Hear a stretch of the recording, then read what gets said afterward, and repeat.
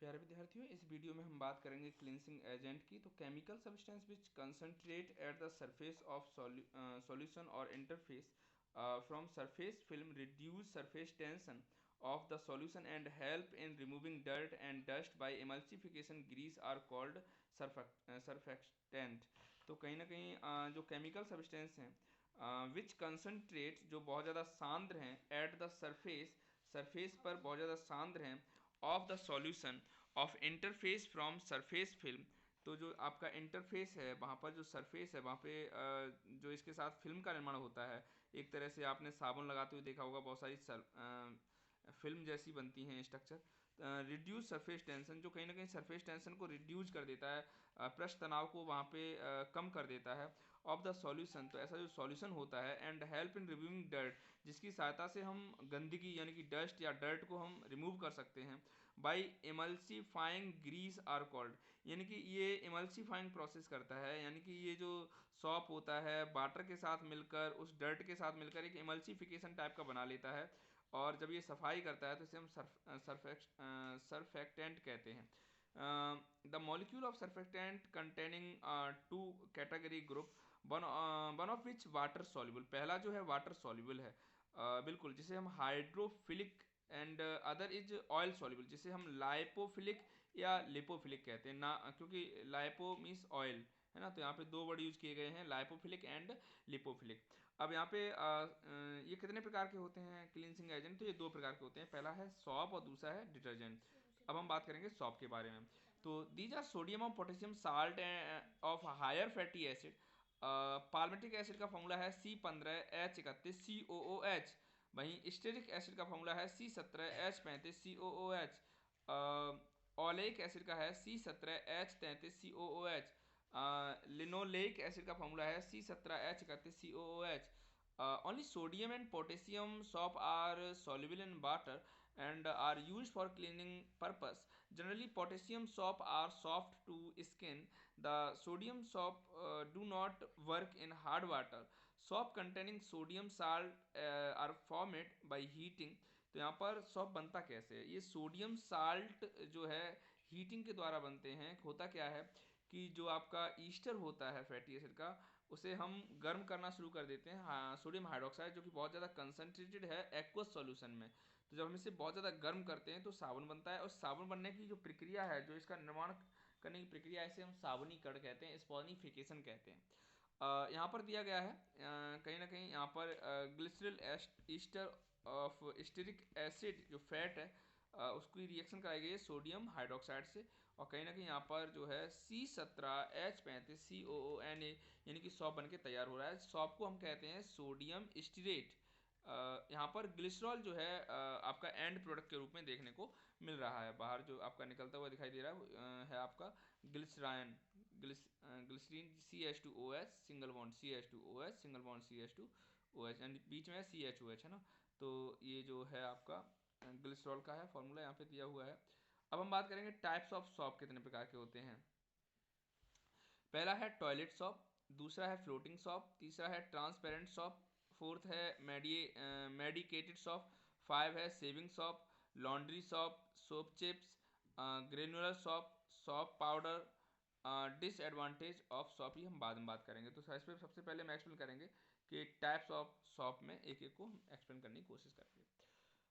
प्यारे विद्यार्थी, toilet shop क्या होता है?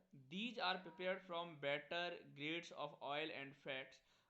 Excess alkali is remove and color and perfume are added to make them more attractive. Toilet shop को हम कुछ में कुछ हम जो है परफ्यूम्स मिला देते हैं, तो ये बहुत ज़्यादा अट्रैक्टिव हो जाता है, और इसे ऑयल और फैट से तैयार किया जाता है। सेकंड है floating shop. It is made by beating टिनी air bubbles. तो ये कहीं ना कहीं टिनी एयर बबल को पीटने से ये सॉप बनता है into the product before their hardening. इसको हार्ड करने से पहले बहुत ज़्यादा पीटा जाता है, जिससे कि इसमें बबल्स पैदा हो जाएं, इसलिए इसको हम फ्लोटिंग सॉप कहते हैं। हम जब इसको बनाते हैं तो ये सॉप सबसे ऊपर सॉल्यूशन में, सबसे ऊपर जैसे झाग होता है ना, वैसे ही आ जाता है, उसको हम एकत्रित करके फिर इसको साबुन बना लेते हैं। तो ये दूसरा है फ्लोटिंग सॉप। तीसरा है transparent soap, it is made by dissolving the soap in ethanol and then evaporating the excess solvent. तो ट्रांसपेरेंट सॉप नाम से ही क्लियर है कि ये पारदर्शी सॉप है। Medicated solve, it is made by adding antiseptic और deodorant.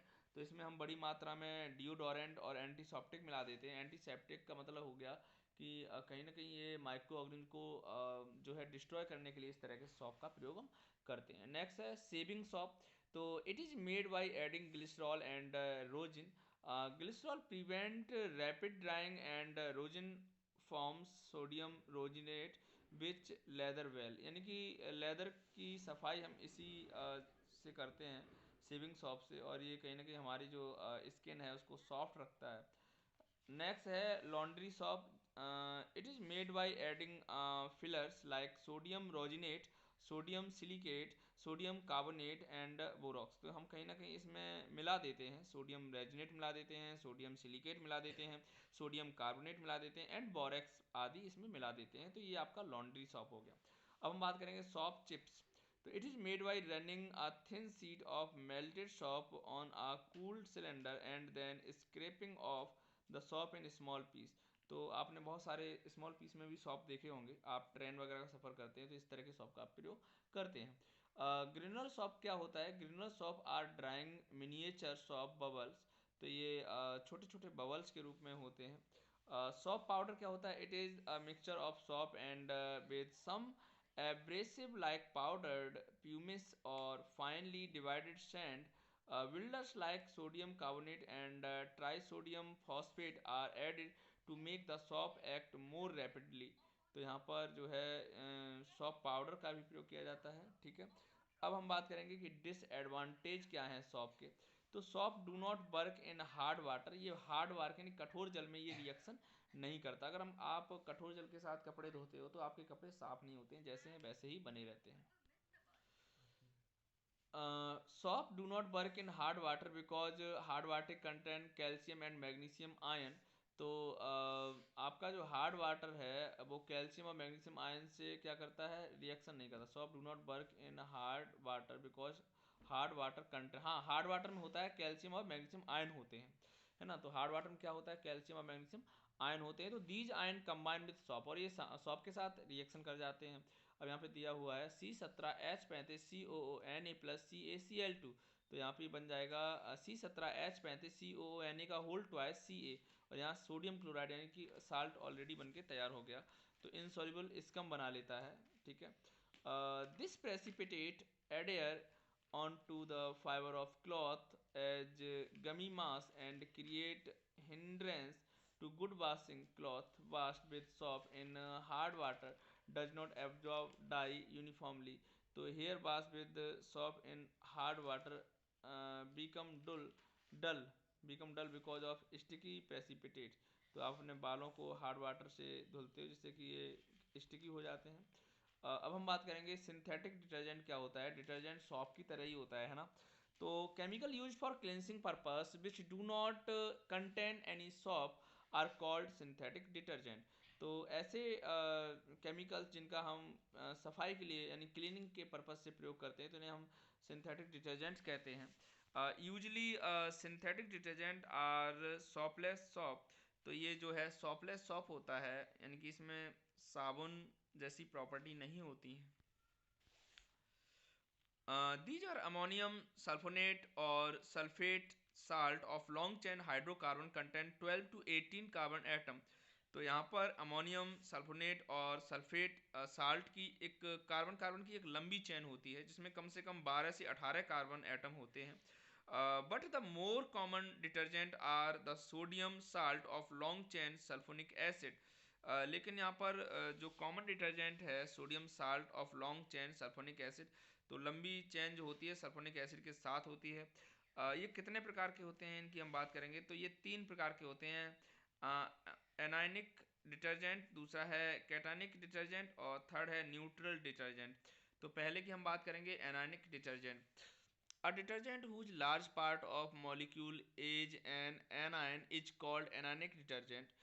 Long chain alcohol are treated with concentrated sulfuric acid to form alkyl hydrogen sulfonate which is neutralized with alkali to form salt। तो यहाँ पे लोराइल alcohol दिया गया है CH3CH2 का whole 10 CH2OH, ठीक है, प्लस यहाँ पर सल्फ्यूरिक एसिड रिएक्शन कराई गई है H2SO4। तो यहाँ पे वाटर को निकाला है इन्होंने, तो ये हो गया CH3CH2 का होल 10 CH2O SO3H, यानी कि वही H2SO4 था ना, तो O4 की जगह यानी O3 कर दिया है, हाइड्रोजन को हटा दिया है। अब यहाँ पे इन्होंने ऐड किया है NaOH, तो ये बन जाएगा CH3CH2 का होल 10 CH2OSO3Na। तो यहाँ पर ये सोडियम लोराइल सल्फेट बनके तैयार हो गया है।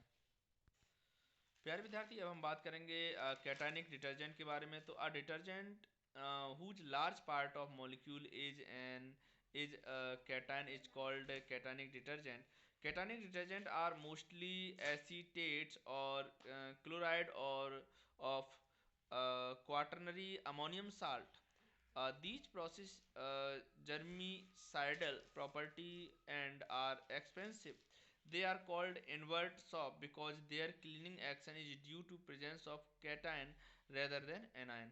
तो यहाँ पर इसका जो फॉर्मूला है वो है cetyl trimethyl ammonium bromide. दोबारा से एक बार देख लेते हैं, cetyl trimethyl ammonium bromide, formula हो जाएगा CH3CH2 का होल 15 एंड CH3 का होल 3 Br।